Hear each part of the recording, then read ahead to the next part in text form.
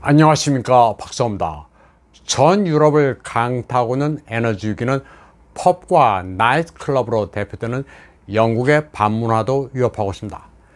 영국 나이트 산업협회는 치솟는 에너지 비용으로 밤문화 업소와 고객들에게도 큰 타격을 주고 있다고 밝혔습니다. 팬데믹 이전만 하더라도 460억 파운드, 미화 550억 4천만 달러의 수익을 창출한 영국 관광산업의 중추인 업소들이 에너지난으로 대거 문을 닫게 생겼습니다. 지난주 초 영국의 요식 숙박업을 대표하는 5개 단체는 정부의 에너지 요금 절감을 촉구하는 서한을 발송했습니다. 적자가 계속 심화돼 더 이상 견디기 힘들다고 호소했습니다. 영국 나이트 산업협회에 따르면 야간 업소의 54%만 가스 전기요금 계약을 갱신했을 뿐인데 이 업소들의 경우만 봐도 비용이 팬데믹 이전 수준보다 37%나 증가했습니다. 마이클 킬 영국 나이트 산업협회 회장은 성명을 통해 정부는 이 같은 위기를 과소평가해서는 안 된다고 말했습니다. 그러면서 공적 자금을 받고 겨우 팬데믹에서 살아남은 업체들은 추가적 불확실성에 직면하고 많은 경우 영구 파산할 것이라고 경고했습니다. 8월의 경우 영국의 소비자 신뢰지수는 최저치를 기록했습니다. 7월 소비자 물가 상승률은 10.1%로 치솟았는데 이는 40년 만에 최고치였습니다. 수백만 명의 런던 시민들이 올겨울 난방도 없이 굶을 수도 있다고 런던 시장이 경고했습니다. 사딕한 런던 시장은 정부가 개입해 국민들이 최소한의 생활을 영위할 수 있도록 대책을 세워야 한다고 말했습니다.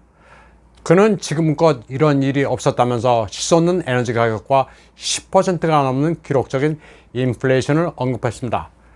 그는 수백만 명이 난방과 먹을 것 사이에서 하나를 선택해야 하는 정도가 아니라 둘 다 감당할 수 없는 지경에 이를 것이며 이는 비극적이라고 말했습니다.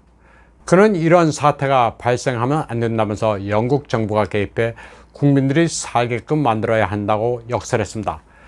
그는 트위터에 영국의 에너지 요금이 오는 10월 80% 증가해 연간 평균 3,600파운드를 초과할 것으로 예측한 억실리언 에너지 컨설턴시의 데이터를 추가했습니다. 적절 상한선 1,400파운드를 엄청나게 초과한 수치입니다. 이런 추세가 계속되면 2023년 4월에는 비명 정도가 아니라 영국 국민들은 다 낮아빠지게 됩니다.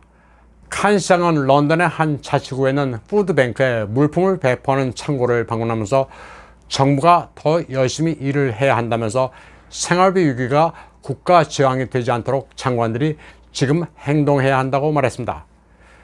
영국은 에너지를 러시아에 직접적으로 의존하지는 않지만 세계 시장의 영향을 받아 경제가 마비되고 있습니다.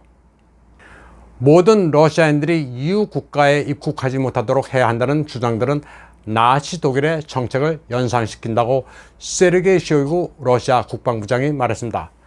그는 아미22 국제군사기술 포럼 부대 행사로 열린 반파시스트 국제회의식장에서 나치 정책의 재현을 지금 목격하고 있다고 말했습니다. 히틀러가 연설하듯 높은 연단에서 브라셀 관리가 러시아 공포증을 소리 높여 조장하고 있다는 겁니다. 그는 또 인도주의에 반하는 나치 독일의 전범 행위를 기록한 뉴른베르크 재판의 결과가 발틱 국가를 포함한 여러 국가에서 수정되고 있다고도 했습니다. 그리고 구체적으로 에스토니아와 라트비아에서는 SS 군단의 행진이 버젓이 이루어지고 있다고 말했습니다. 또 전범을 기념하는 오벨리스크가 세워지고 있으며 리투아니아 도시에서는 나치 구호가 공공연하게 울려 퍼지고 있다고 개탄했습니다. 그는 또 유고슬라비아 폭격, 아프가니스탄, 이라크, 리비아 전쟁, 시리아에서의 테러 조직 지원 등에는 늘 미국과 나토가 배후였다고 지적했습니다. 이번에 쇼이구 부장이 특히 에스토니아를 언급한 것은 구체적인 팩트가 있습니다. 에스토니아는 이다 미루 지역에서 나르바에 있는 역사적인 T-34 전차 전시물을 포함해 소비에트 시절의 전적 기념물을 철거했습니다. 이곳의 러시아계 주민들은 소비에트가 나치를 물리친 것은 엄연한 역사적 사실인데 왜 이를 지우려 하느냐고 강하게 항의하기도 했습니다. 러시아가 싫다고 나치 독일을 물리친 소비에트의 유산들을 모두 없앤 데 대해 쇼이구 부장은 어처구니 없다는 반응입니다. 이런 행위는 에스토니아의 극단적 민족주의자들과 에스토니아 내 러시아계 공동체 간의 반목을 조성하고 있습니다. 에스토니아는 지금 핀란드처럼 유럽 내를 자유롭게 돌아다닐 수 있는 쉥겐 비자를 러시아인들에게는 발급하지 않기로 했습니다. 다음 소식입니다. 크림 반도에 대한 우크라이나의 사보타지 공격이 빈번하게 발생하고 있습니다. 미하일 라즈보자예프 세바스토폴 지사는 토요일 아침 세바스토폴 항구에는 러시아 흑해함대 본부에 우크라이나 무인기가 추락했다고 밝혔습니다. 저공 비행을 하던 무인기가 도시로 돌아오다 함대 본부 상공에서 격추돼 건물 지붕에 충돌하는 바람에 화재가 발생했다고 그는 말했습니다. 라즈보자예프 주지사는 이번 공격으로 사상자나 심각한 피해는 없다고 설명했습니다. 세바스토폴에서 추락 사고가 발생한 직후 세르게이 악셔노프 크림 주지사는 반도 서쪽에서 또 다른 무인기가 격추됐다고 밝혔습니다. 악셔노프 주지사의 보좌관 올레그 크리코프는 텔레그램에서 무인기는 광범위한 피해를 가할 수 없는 소량의 폭발물만 운반하기 때문에 실제 피해는 클 수가 없으며 심리적 공황을 노릴 뿐이라고 말했습니다. 그는 주민들에게 침착함을 유지하고 의심스러운 활동을 당국에 신고하라고 말했습니다.